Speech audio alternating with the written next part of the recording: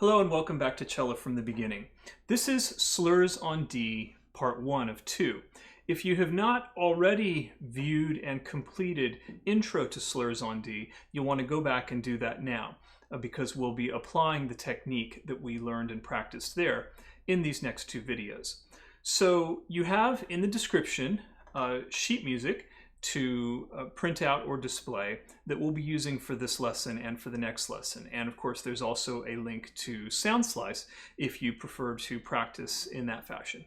So we have 4 exercises in this video that we're going to do involving slurs on the D string. And we're always going to be slurring in two quarter note patterns. So in other words, beats 1 and 2 will be slurred, and then beats 3 and 4 will be slurred. So again, our bow is moving as half note changes, 1, 2, 3, 4, while our left hand is changing at the quarter note. And for the first exercise, we're starting out very, very simple. We're doing adjacent notes. So we'll be doing D, 1, 1, D. We'll do that twice. Then we'll do 1, 3, 3, 1, again twice, then 3, 4, 4, 3. Then we go back down 1, 3, 3, 1. And finally D1, 1D. And the end is just a D1, D. So each pattern is a 2-bar pattern, D1, 1D, D1, 1D, and then we change. So we'll find our left hand position, make sure our 4th finger is in tune.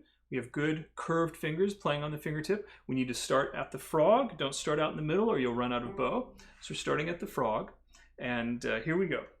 1, 2, ready, go. D1, 1, D, again. 1, 3, 3, 1, again. 3, 4, 4, 3, again. 1, 3, 3, 1, again.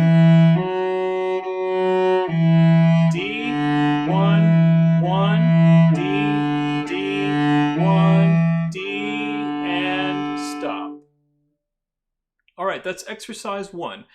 So you can pause the video, practice that if you need to. You can go a little faster if you want, although I recommend at this initial stage just going at a speed where the half note takes pretty much the entire bow. So you're using a nice full bow and everything is at a very comfortable and calm speed so that you can really work on balancing your left and right hand, so we have that constant speed and pressure here, and we're not obsessing over having to change the notes in the left hand real quickly.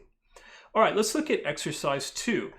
Again, we're remaining all on the D string. This time we're going to do, instead of stepwise, in other words, instead of adjacent notes, we're going to do some intervals. So this time we will start with open D, going to 3rd finger, so D, 3, 3, D. Do that twice.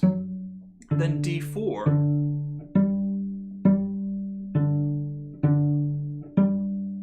Then 1, 4.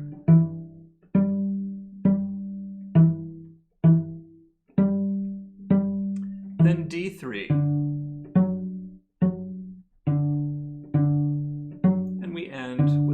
D. So once again, same challenge, nice long half note bows with the right hand and not affecting our right hand as we change with the left. So we'll find our hand position. All right, we're ready to go. 1, 2, ready, and D, 3, 3, D, again.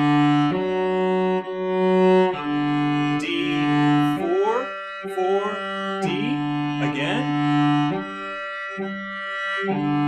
1, 4, 4, 1, again. D, 3,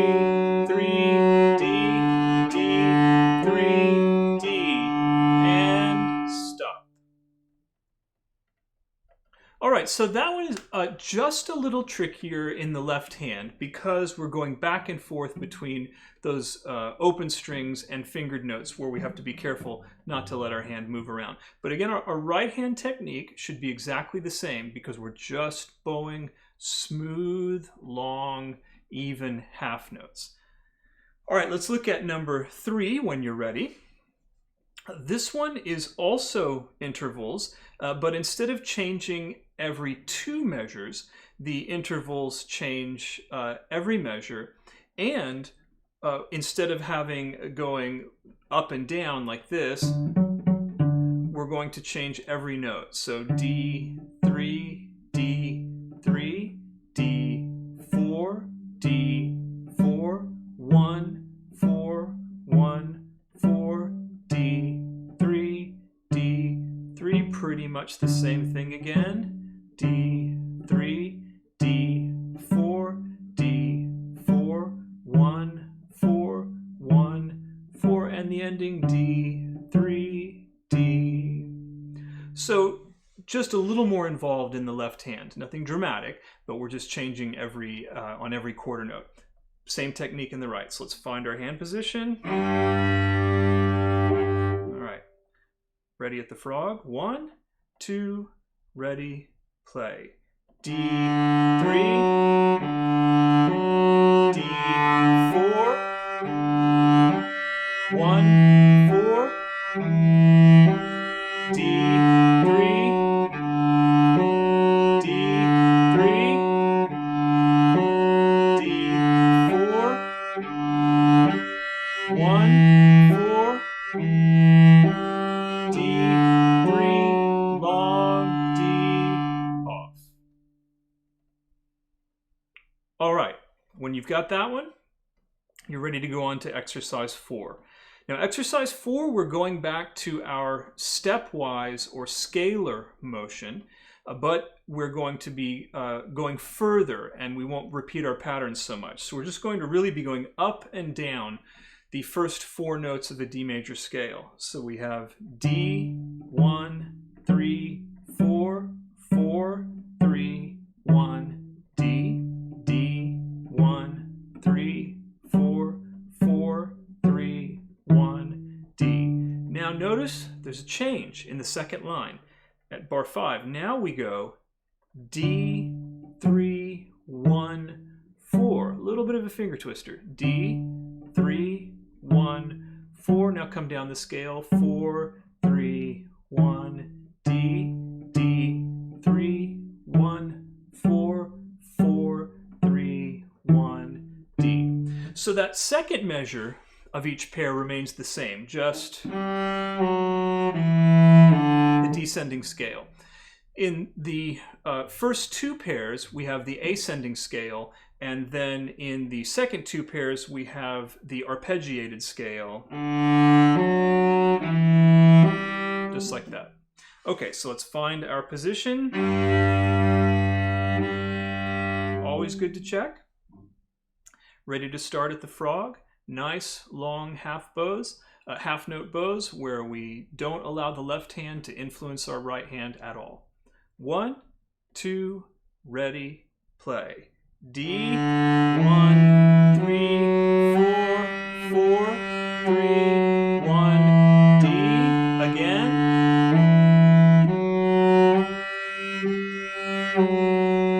Now a change. D, 3, 1, 4, 4, 3, 1, D. Again.